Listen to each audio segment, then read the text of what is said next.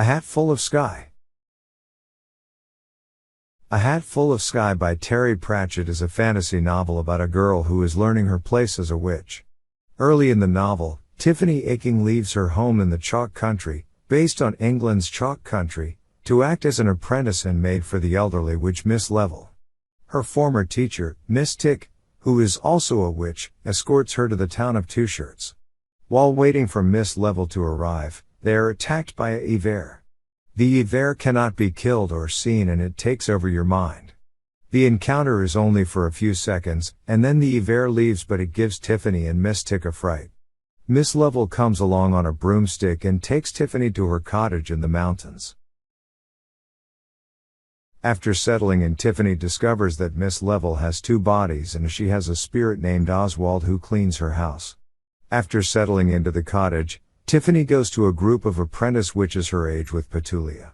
The leader of the group is called Anagramma and many characters find her condescending and rude.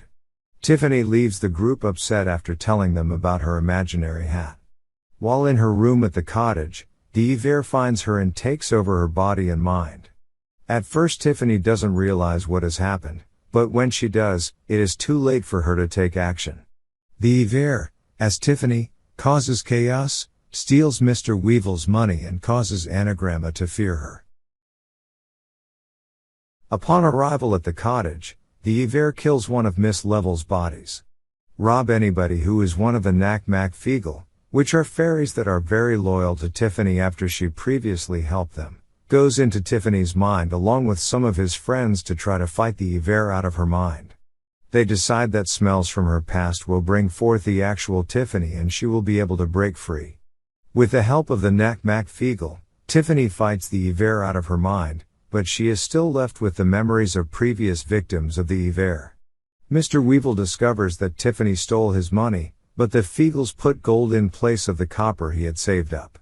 Tiffany decides that the Yver must be dealt with, so she proceeds to pursue it in the mountains. Mistress Weatherwax accompanies her, although Tiffany is begrudging. They camp in the mountains and Mistress Weatherwax borrows an owl's mind to observe the Yver as it lurks close by. Mistress Weatherwax tells Tiffany to call her Granny Weatherwax. In the morning, Tiffany and Mistress Weatherwax head off to the witch trials, an annual event where witches show what they have learned. Upon arrival, Tiffany senses the Yver moving in on her and turns to Granny Weatherwax only to find that she isn't there. Panicking, she runs until she finds Granny Weatherwax, who tells her it is time to face the Yver alone. Tiffany welcomes the Yver to her mind, and discovers that the Yver doesn't understand humans, it just wants to seek shelter from the world because it senses everything. Tiffany names the Yver Arthur and teaches it how to die, which is its ultimate goal.